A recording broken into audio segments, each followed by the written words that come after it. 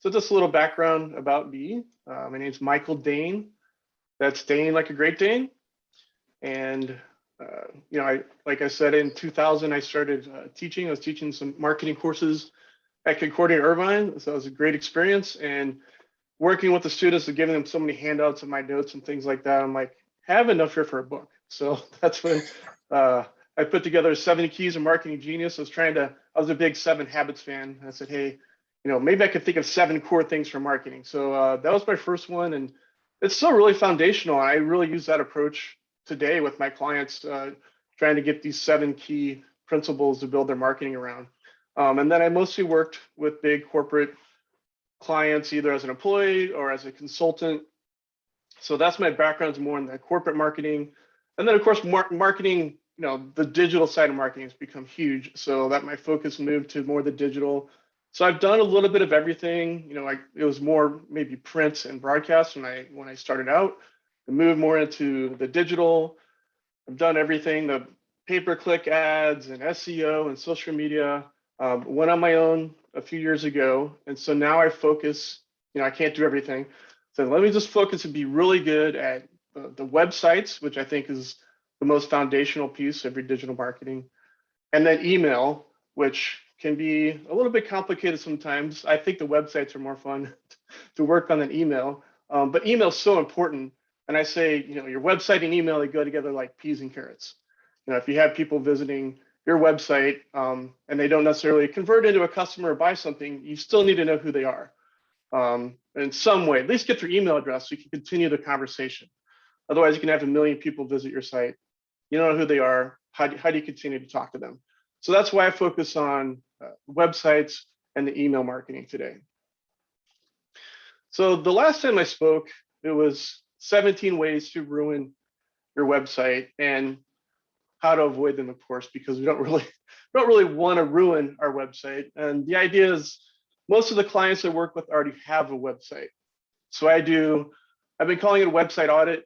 I think I'm going to change the name to a website makeover. That sounds way more exciting. So working with clients, looking at their current websites, I see the same things happen over and over again, or things that they're doing that aren't really helping them, or not really focused on converting their site visitors or creating a great experience for the site visitors. So we did record that one if you want to check it out. But thankfully, they must have liked it because they welcomed me back for 17 more ways to ruin your website. Can you believe it? I found 17 more things that people were doing that were ruining their websites. So the first one I like to call Footloose. So I just wanted a meme generator. There's a lot of dad jokes in here, so just be prepared. And that has to do with the footer on your website. So again, the first presentation, I kind of started from the top. So we're getting a little bit deeper into the site and some of the more specific things. So yeah, your footer is actually really important part of your site. And so I see this a lot. People, they get on WordPress. A lot of times they're doing it themselves. They don't really know what's happening. So this is what's on their footer. It's just like, hey, powered by WordPress. This is a WordPress theme. But this is a valuable part of your site. So you want to make sure you're taking advantage of it. So that's an example. That's my website. So you can use your footer to really kind of expand the navigation. So if you think about the journey of someone on your site, by the time they get to the footer, they've already looked at the whole page. And for one reason or another, they're still looking for stuff. So this is where you can kind of expand out your navigation.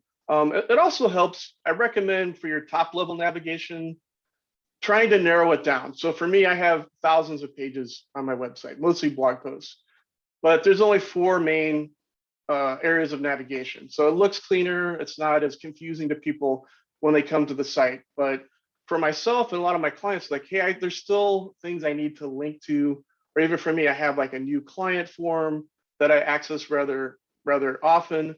So I want to be able to have like that quick link, even for myself to get to, or be able to refer clients to. So this is a valuable area. Also for SEO, search engine optimization, it sees all these things. It sees that these are important parts of your site because you're highlighting it, you're linking it. So even though it's in the footer, search engines like Google see this and you're telling them, hey, this is important. This is good information that I have on my site. It's also a good place for branding, contact information, And you can also see I have my social links in the footer. So LinkedIn, Twitter, Facebook. And this is one of the things I say in the earlier presentation. A lot of people put that in the header. And I say, hey, that's really prime real estate. That's really where you want your call to action. If they're at the bottom of the page, this is part of your contact information. You are on social media, it's social proof, but you don't necessarily want people going from your website to social media. You don't really want to send people to Facebook if you can help it, because they're going to start watching cat videos and forget they're ever on your website. So definitely use social media, but you want to use social media to go the other way. You want to use social media to drive traffic to your website where people should be becoming customers and converting. You don't really want to send people the other way if you can avoid it. So that is Footloose. Family squabble. I think this is Orange County Chop or something like that. I don't know if you ever saw the dad and son are always fighting in between building motorcycles. So kind of a fun show. I've also heard people call this airing your dirty laundry. So when you come to the homepage of your site, you want to really focus the information of where you want people to go. So this is from the Brea Chamber, which is a great chamber. Don't take this the wrong way. But I think a lot of times when I work with clients, it's like, hey, what's the most important thing? Or what's the, maybe there might be 2 things or 3 things that you really want to feature. So for them, I'd say probably, events are going to be important. Featuring your business owners is important. And then, maybe membership information. So I'd probably focus on those 3 things. We also see we have, highlight my pointer here.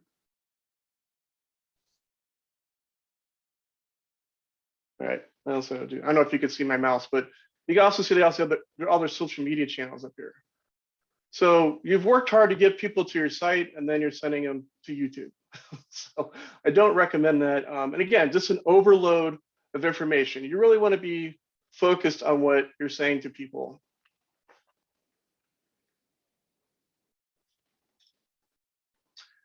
The nosy neighbor. So again, I kind of came up with these issues, and then I went looking for examples of it. And of course, some sites I know, La Habra Chamber is a member of the La Habra Chamber as well. So this is the contact page. It says, send us your questions or comments using the form below. We'll respond to your inquiry. So this is somebody that just has a simple question. For them to contact you, they want your name, organization, physical mailing address, phone number, email, contact preference, questions or comments. Oh yeah, and by the way, can we have permission to release this information and make sure you're not spam? So this is a lot to ask for somebody who might have a question. So you really need to balance when you're building a form. The rule of thumb is the more you ask for, the less people are going to fill it out.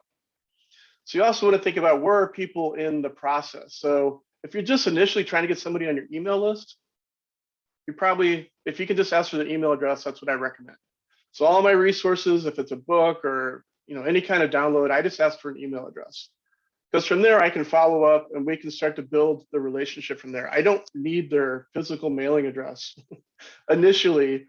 So just bear in mind, you don't try not to ask for too much information unless you really need it. And you got to balance that with your business goals. Now, I do have some forms, like once someone is going to build a site with me, I have long forms asking for all kinds of information because it's a good way to organize that and work with the client and have it all in one place instead of a bunch of random emails. But I'm at a different point in the relationship with them. Initially, if someone's just on my site, I don't know them, I'm just going to try to get their email address. Clickish. So yeah, this is the Mean Girls movie. My daughter actually made me watch this week. Something like October 3rd. You have to watch this movie. I've never heard of that, but anyway, it's not a bad movie. But that refers to the old click here button, which we see a lot on a lot of websites.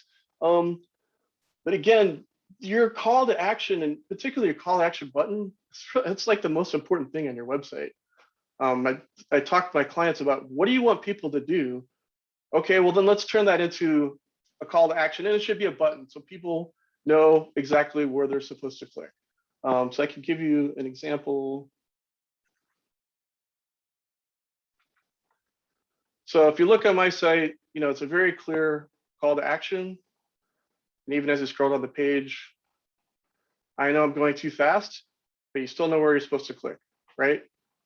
Supposed to click on those buttons so it stands out, and they're very clear. Have Michael build your website, get a free consultation. So you want there to be an action there. You want it to be clear what's going to happen, and it should be, like I said, taking that action. You don't really want a generic click here in a button or in any kind of copy or text. Also, Google looks at that as well, because when you highlight things, you turn them into links, Google puts more weight on that. And when you're using click here for that information, Google doesn't really know what your site is about, and they're less likely to send you traffic. Where's Waldo? I'm sure if this is live, I'd hear all of you guys laughing, but that's okay. So this is going to depend on your business and what you're doing. I work from home, so I don't put my home address on my website because I don't really want people showing up randomly. But this happens to be a church. So I think if you're a church, it's pretty important to put on your website where you're located.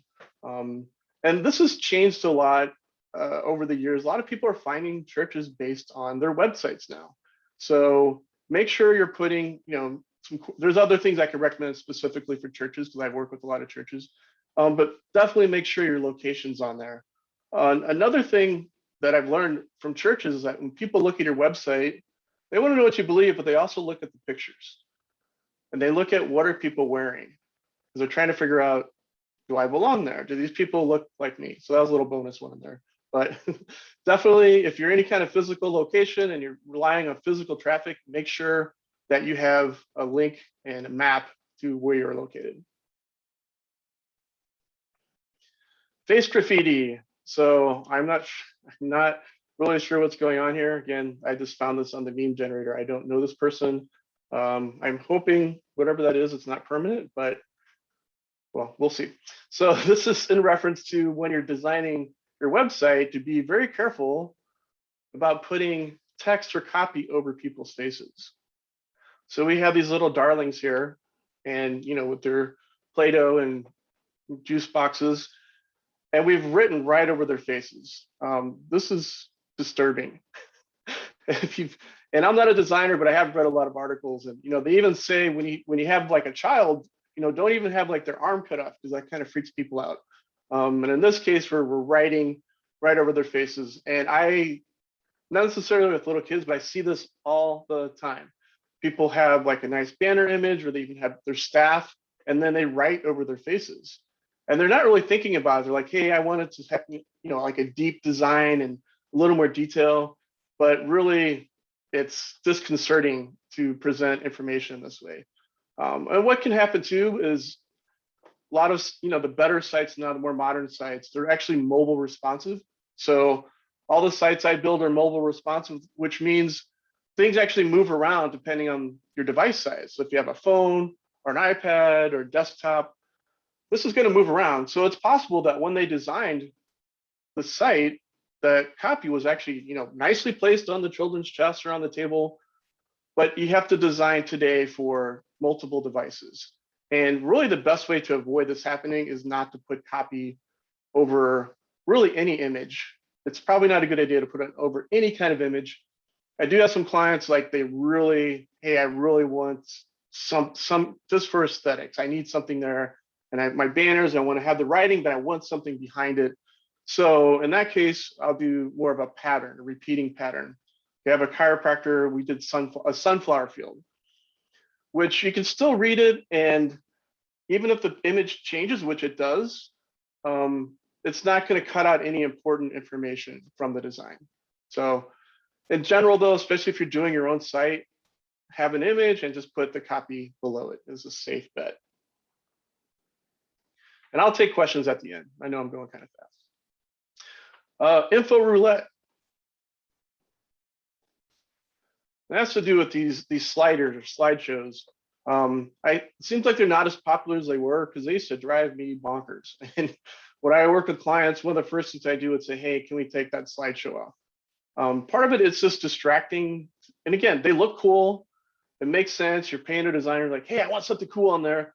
But really, you need to think about what do you want people to do on your site, and if that's to become a customer, all these things actually become distractions. So when you have a slideshow of images going through, it can be really distracting, number one. And then also what tends to happen is, now this particular person didn't even, it's just my slide caption text. So they never really even finished building it. But when people do, they'll put some kind of information. Sometimes they'll put a call to action button. So you're like, okay, work with us today too. And then the slide changes.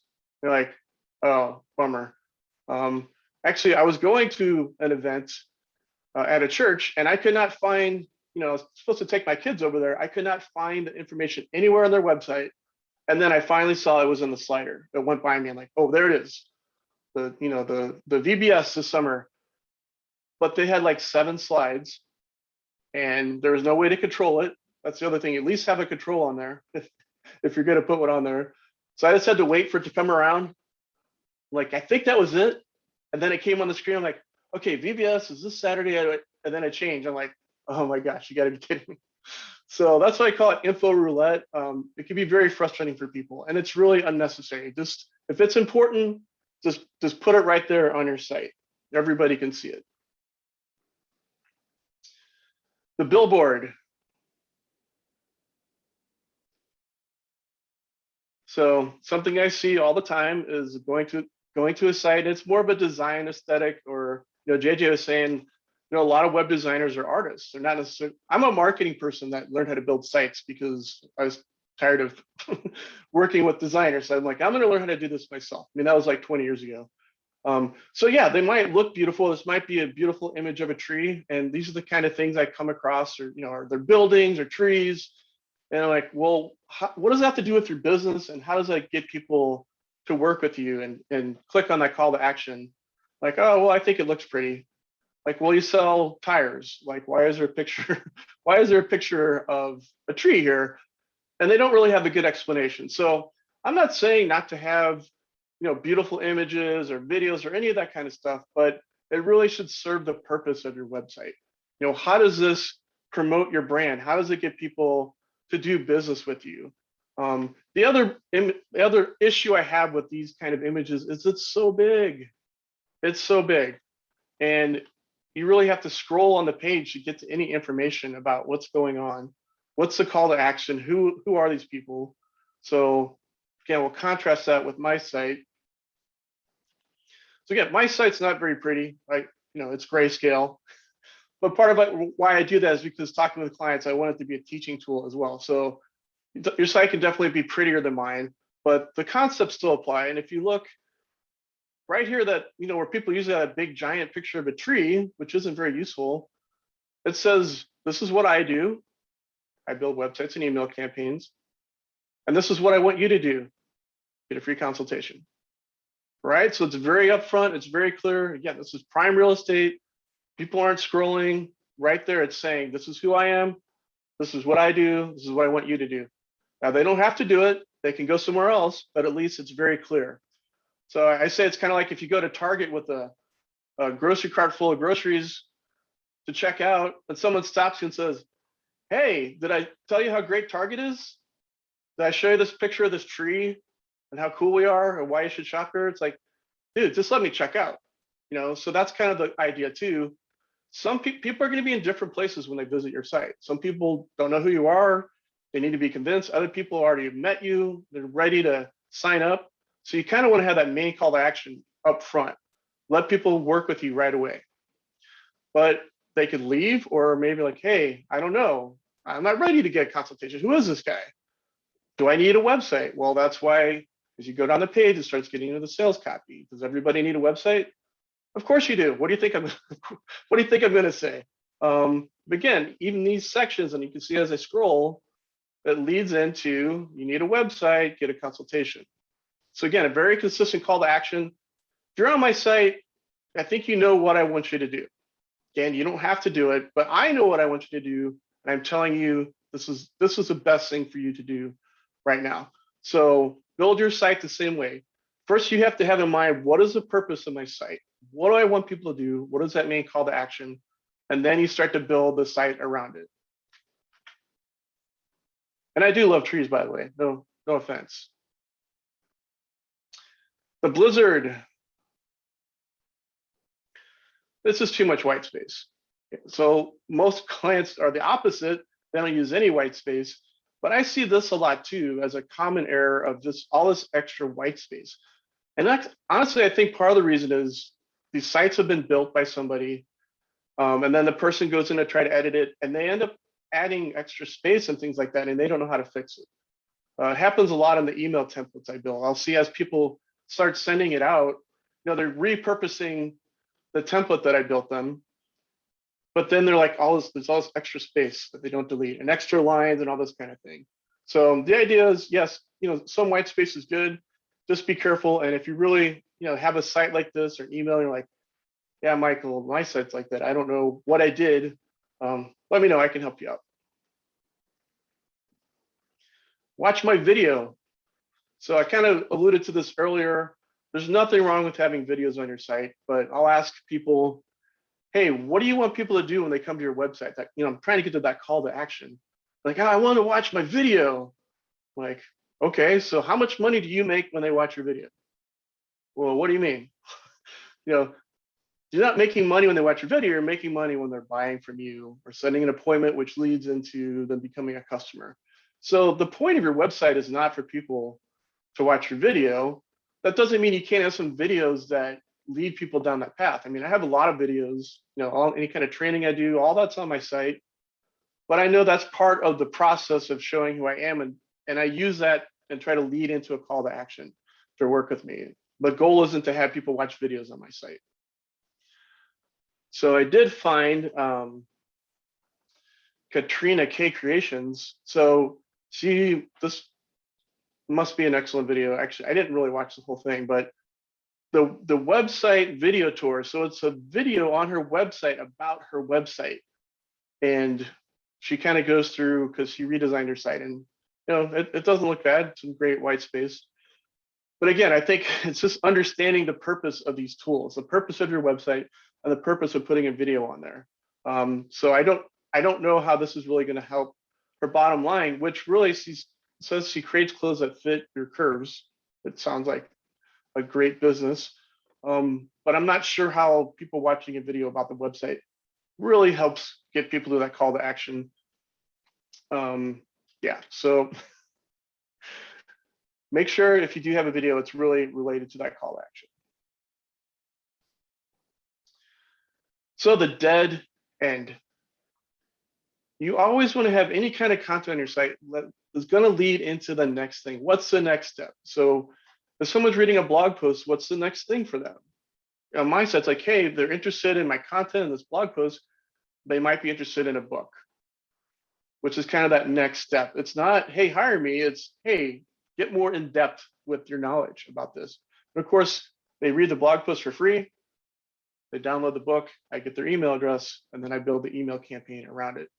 So it doesn't have to necessarily lead to a content offer, but anywhere you're going, you at least want to link people to the next thing, like contact us, or, you just don't want to have copy on your page that doesn't go anywhere. So again, I just kind of grabbed this piece of content off a page. I'm not even sure what all this is about. I'm pretty sure it's from their about page, but the point is, there's 3 paragraphs that lead to nothing. So, okay, I read all this, I'm interested in you, I've actually read all this stuff on your site, and then I'm just kind of left with, okay, you figure it out. You figure out where to go next. You figure out if you want to do something with me. I'm not even sure. I'm not even telling you what you should be doing. So you don't want to have any dead ends on your website. The lifetime movie. So I see this a lot on people's about pages. It's okay to get personal, but just be careful. You want to respect boundaries. It depends on your business too. So it needs to fit your business goals. I work with some counselors, and so they do share a little bit more personal about themselves, because that could help them connect with their clients. But I make websites. Come on, like, who wants to know about all the tragedies of my youth? Probably nobody. And again, time and place and boundaries. When people just start telling you all their deepest, darkest secrets, you're kind of like, okay, hey, what was your name again? So, you just want to be careful with that. And people do look at about pages. So you want to make sure you're having a good about page. Just make sure it's relevant to your business goals. So my about page, a lot of it's about my experience in building websites and email campaigns, because that's showing how that's going to benefit the person reading my site. Just think about why people are there. So this guy, I think, kind of looks like the meme. I think that's just a coincidence. But again, I was just kind of looking around for examples, and there's this story about his transplant and all this stuff. And this is on a business website. So, I mean, it seems like he's okay now. He's got a big smile and he looks pretty good. So I'm sure he's fine, but I was just taken a little aback when I saw all this personal information. And actually, I don't know if you can see, but I put a black box over his name and everything just in case. Maybe he took that down by now. So again, it's okay to be somewhat personal in your about page, but whatever you share, make sure you're turning that back around. Always have that call to action in mind. Like I worked for 10 years building email campaigns. That's why I'm good at building email campaigns. Schedule an appointment for me to talk to you about email campaigns. Okay, never-ending scrolling. So this is just long pages where you're just scrolling. And again, they're very popular. A lot of times they're used as sales pages. So like you go on and like, hey, get this $49 offer, and it just kept going with sales copy. And again, there's a time and a place for that. It needs to match your business, but in general, you kind of want to break up your content a little bit because people start to get confused and you can really overdo it. So this is a screenshot of a very long page, which I couldn't even put it on, the right way up. I had to go diagonal. Just a ton of content. So like I said, there's a time and a place for these long sales type pages, but consider maybe breaking it up, making it easier for people to find the information on your site you're looking for. And I'm seeing a design trend too, where the top navigation actually takes you into a place down the page. And these are really a no-no. I learned this like 15 years ago going to like design training. People get so confused when you just take them from one part of a page to another part of a page. They don't know where they are. They don't know what happened. Sometimes they're not even sure they're on the same website. So they're called anchor links. So I tend to avoid those. And I've had a couple of people, because it's a trend, people have built their sites this way for them. And then I've gone and just kind of taken those anchor links and made actual pages for those different pieces. And there is some SEO benefit to that because now you have, a 4 or 5 page site instead of one page. So Google likes that. Although there is a balance, Google also does like pages with a lot of content. So I just think from a usability perspective, try to break this up a little bit. The blind date. So again, I had trouble finding a good example of this, but I see a lot of forums that just are asking for a bunch of information. And it's like, this is a crucial part of your site. This is where, the transaction is taking place, where the conversion is taking place, where they're giving you their information. So first off, you need to sell it a little bit. Like, why am I filling this out? Like, what am I going to get from filling this out? And then also make it clear, like, what you need and how to do it. So like, this is like, I'm creating an appointment on their calendar. I don't really know what's happening, to be honest with you. And you don't want that. You want to be very clear what's happening. And so make sure that you're, if you're asking for people to fill out the form or you're on a landing page and take that next step, make sure they know what's going on. They're not like, okay, I'm putting all this information. We'll see what happens. The chatterbox. Again, another trend I'm seeing a lot. You probably are seeing it too. These little chat box on people's websites. And part of why they become popular is you can get them for free now. Obviously, they want you to use it a lot and upgrade, and then you start paying for it. But because you can try it for free, I'm seeing this more and more. And again, there's a time and a place for these kind of chat tools. But the first thing you can see is it's covering up the content of the website. So if this is important content, why are you covering it up? You really need to be careful with that. And I can see it's like some of his contact information is being covered up. And it's kind of cluttered too, what's happening. I will say that these chat tools can be very beneficial. So I work for a software company, and a lot of people come on the site and ask questions and ask support questions. But we also had a customer service team that was there answering those questions. So most of the time when I see these tools, unless they're a company like that that has a customer service team, they're not answering these chats anyway. It's some kind of bot that asks for your name and email, and again, all that personal information, and then says, oh, nobody's here to talk to you right now. So I get it, it's considered like a lead tool, like, oh, I still got their information even though they left. But I would just question the efficacy of that, like how well that's going to work when you're not actually talking to people. And again, it's also covering up the content. And I don't know about you guys, but I just find it annoying. I'm always like, God, click this thing out, get this out of the way. So again, you don't want people to feel that way when they come to your site. The money pit. So that's what I'm calling pay-per-click advertising. So the interesting thing about pay-per-click is it's easy to track. It's good too. So it's kind of math. I spent this much money, I got this much traffic in return, or this many leads, or this much sales. So I worked for an online hockey retailer, and we could see every dollar we spent on pay-per-click advertising, we made $6.50 in sales. So we're like, spend as much as we can. Like they're like, hey, we have no more ads for you. We're like, okay, because it made sense. But we're spending $20,000 a month. And that's kind of where it ended. And I've worked with other companies that spend, 20, 30, 50, $100,000 a month.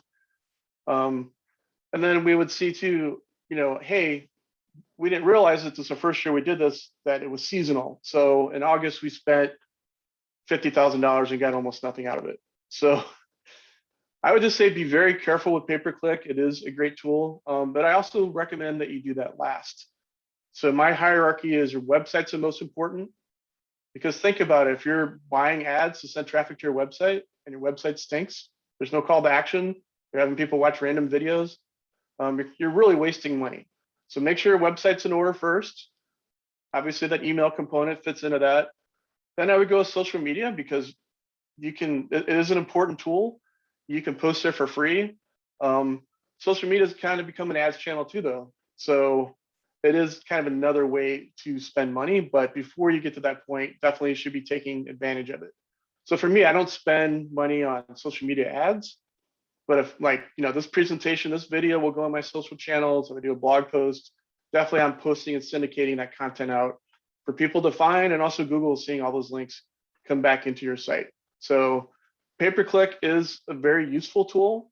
I would just say make sure you have your website, your email, your social media all in order first. And then if you still have money to spend, if you still need customers beyond that, then by all means, use some pay-per-click.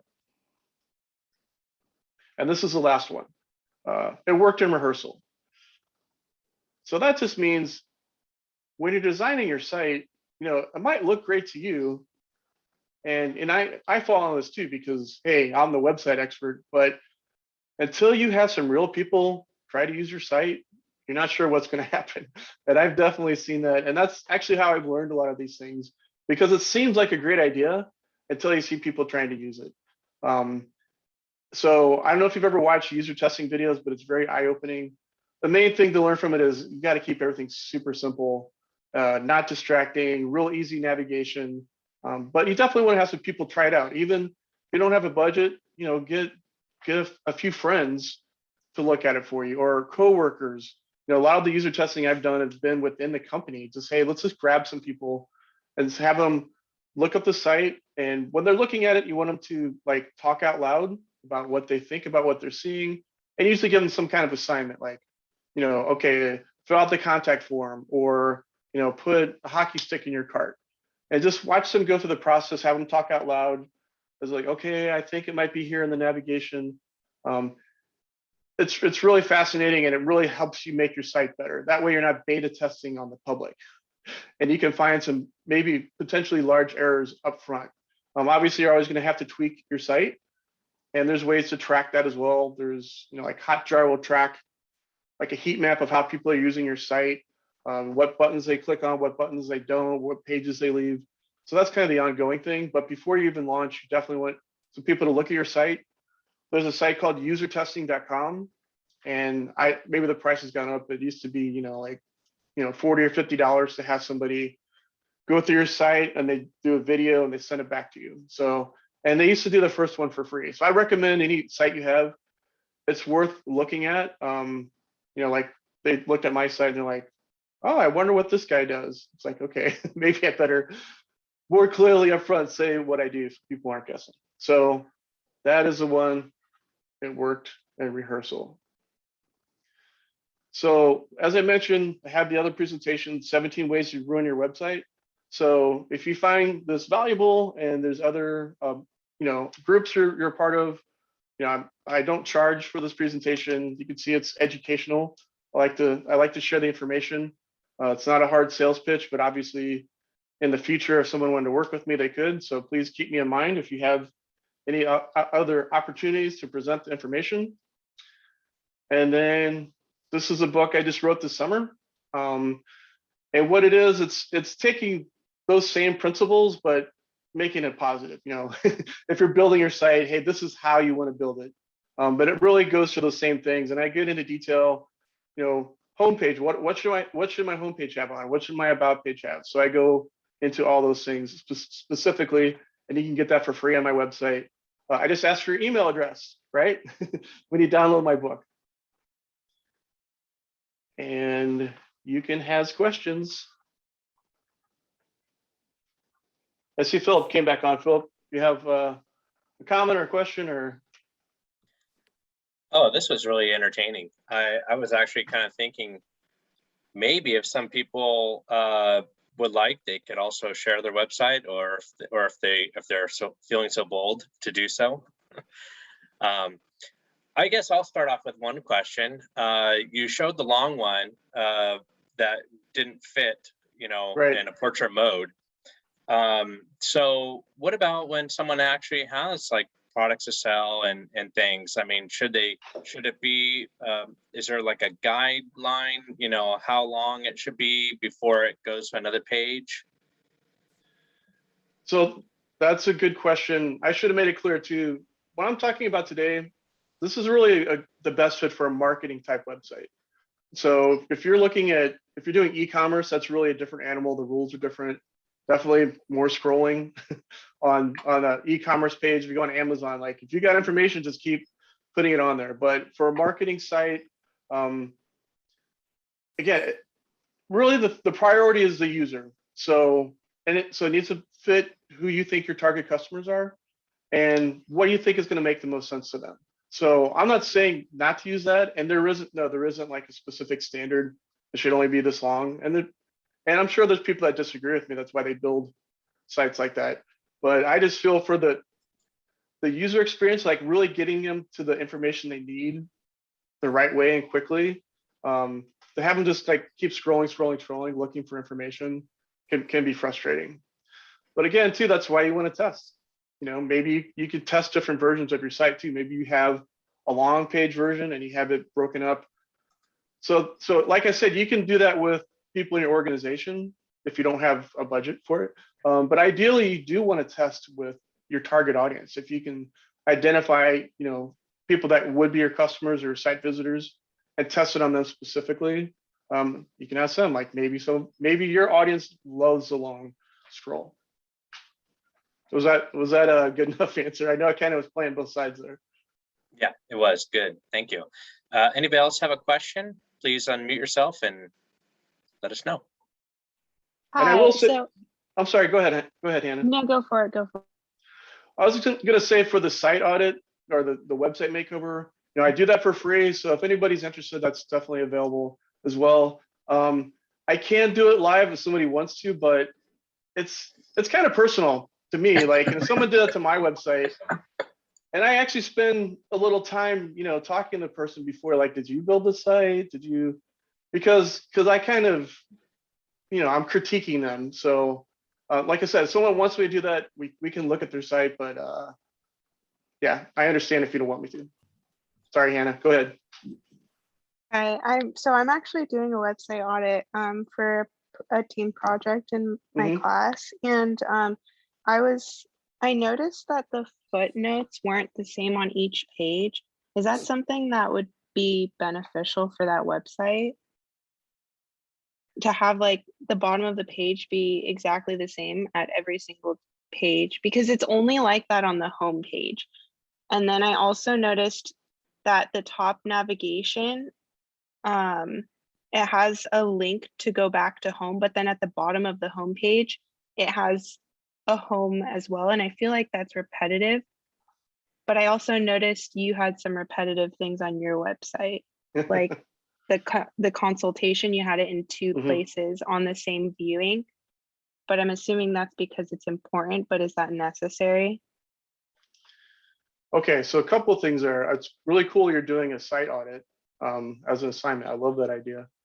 Um, yeah, so just breaking down the components, the header of the site is always the same. So that's why I always have the call to action there. No matter where someone is, they're going to see the call to action in the header. And I also have it in the footer because no matter if someone's reading a bunch of stuff and they get to the bottom and maybe I forgot and I do have a dead end, I'm always covered because in the footer there's still that main call to action.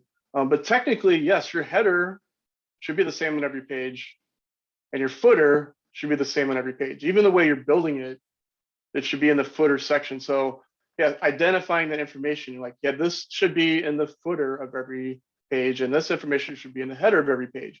So if you see like there's one page that has a bunch of extra navigation, but it's not on the rest of the site, that means someone put that on the page, not actually in the footer, if that makes sense. I see. Yeah. Okay. I will put that in my notes. Thank you. And And then for I was the wondering, for go. the home page, that's actually in the first 17. Don't put home in your navigation. It's totally unnecessary. What do you click on if you want to go to the home page on a site, Anna? The logo, right? Yes. Yeah. And everybody knows that now because it's been that way for 20 years. So that's a way you can clean up your navigation. And to me, when I see them, like, this person doesn't know what they're doing. Just to be honest, the designer, somebody, like, there's no reason to have home on a website, on a modern website. So, and then you had another question. Yeah, I was wondering, so if I wanted to ask you if you could help, just like another eye on doing this website audit, would I sign up for a consultation, or could I do it after this with you? Or Yep. So the best way to get a hold of me is my website, michaeldane.com. And so, yeah, and that get a free consultation. I ask you those questions like, do you want a website review? What addresses it? And we can set something up afterwards. thank you. Okay, thanks, Anna. You guys can't see this video in here, right? Okay. I just pulled over the gallery so I could be looking at the camera. I was making sure it wasn't in your way. All right. Hey, and anybody else have a question? This is Carolyn. I have a comment actually. And Michael, you did a great job, and it's so nice listening to another marketing person. God bless you. Thank you. But you also just validated everything I teach. So I thank you for that too. It was really well done. It was very Thank well you. done. Thanks, Carolyn. I really appreciate that. But I'm like literally tingling right now. That's awesome. Well, there is one thing, and I put it in the slides because it's a question I get all the time. If you want, I can share that. Philip, is that cool? Sure. Yeah. We end at 1, right? Yeah. Okay. So, and because this is the first time I haven't been asked this, but I always get asked, well, how should I build my website? What's the best website builder? And actually, when I'm done, I'd like to hear what Carolyn says too. Because these are like the main ones that are out there, like Weebly, GoDaddy's Website Tonight, Wix. So I get these questions all the time, like, well, what's the best one to use? And I have used them all, not all of them thoroughly, but I've at least tried them. So I would say these 3 bottom ones. I mean, Wix has gotten better, but especially these 2, they're really basic. And like I built a Weebly site I was in a hockey tournament. We needed to share the roster for a couple weeks. So like I'm not building a whole site for that. And I think it's good to play around with these. They have like free trials. But if you're gonna build like a solid marketing website, I think you're gonna run into problems eventually. If you really want to take the site seriously and start adding, other tools or integrating with MailChimp and things like that. And even the way that the design is, they're very limited in what you can do. WordPress is great. I remember when that came along, I was like, oh my gosh, this is so much easier. And Carolyn might disagree with me, but I just find WordPress a real pain to deal with today. Again, I'm a marketing person, so I don't really want to do all the technical backend stuff. So something that's easier works better for me. And WordPress is like, you got to do the hosting and you got to find plugins, and the plugins get viruses. And yeah, I don't want to spend the time on it. So I prefer to use Squarespace. I'm not an affiliate. I don't get anything for saying that, but just in my experience, it's the easiest thing to use.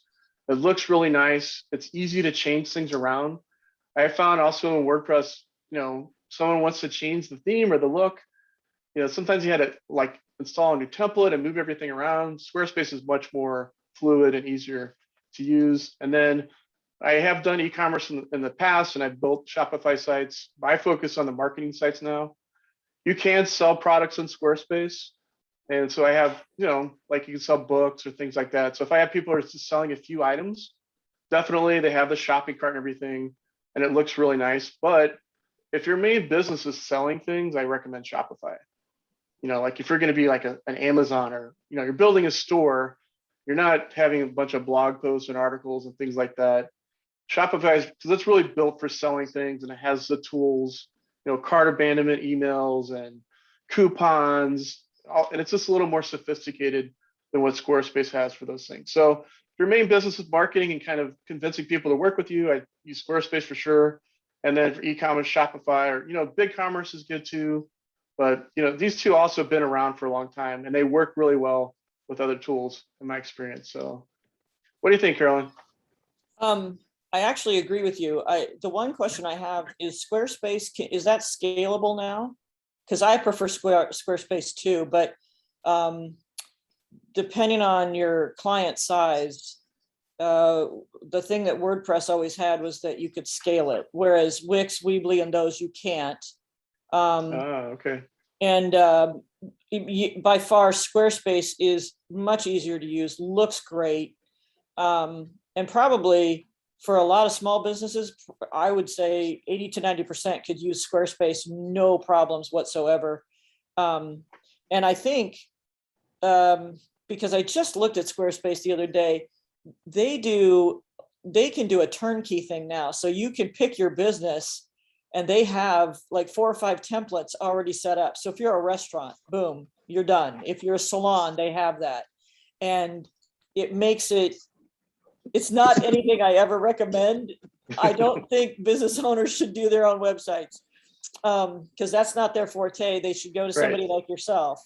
And so, but yeah, no, I agree. And Shopify is excellent for e-commerce. And if that's particularly what you're doing, that's a great platform to use. So yeah, and WordPress reminds me of those old computer programs that we had to deal with. They're just convoluted and huge. And yeah, there's a learning curve with WordPress, without a doubt. Yeah, and I used to build in it, but when I found out I didn't have to do all that stuff, I was like, wow, this is way easier. Yeah. So yeah, thanks, Carolyn. So as far as scaling, there's not really a limit to my understanding, unless something's changed, even how many pages you can have. So in some ways, it's actually bad for me, because I'm building only sites for clients. So I'm paying more, definitely more than WordPress, because it is so robust. And a lot of my clients average is a 5-page site. So that is one little friction point I have with Squarespace for my business, because I'm paying for a site that could scale completely. It could be, like a big brand, it could have hundreds, thousands of pages, no problem. And that's what I'm paying for, even though my clients only have like 5 or 6 pages. So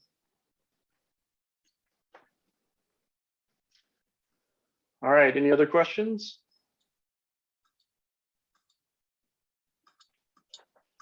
All right, just a reminder, you get that cool book I spent the summer working on. If you're interested, right. again, best way to get a hold of me is just through my website. Thank you, Michael. This has been wonderful. I really enjoyed it. Thank you. Entertaining too. Awesome. So if anybody has any other questions, I can, of course, get you in touch with Michael. We are recording this session, so I can go ahead and make this available for anybody who'd like to revisit this as well. I also put my information in the chat. I'll just go ahead and send it. But if you have any questions about your business or starting a business or growing your business, I have the link there for you to book a time to chat more. But anyway, again, thank you, Michael. And this was wonderful. I really enjoyed it. I got some notes too, so for my own site. Awesome. We'll talk about that later. All right, thanks, guys. This is so fun for me. I really appreciate being able to do this. It's a privilege. Wonderful. All right, everyone. All right, I'll see you on my website. Yep. Bye. See you there. Okay. Bye-bye.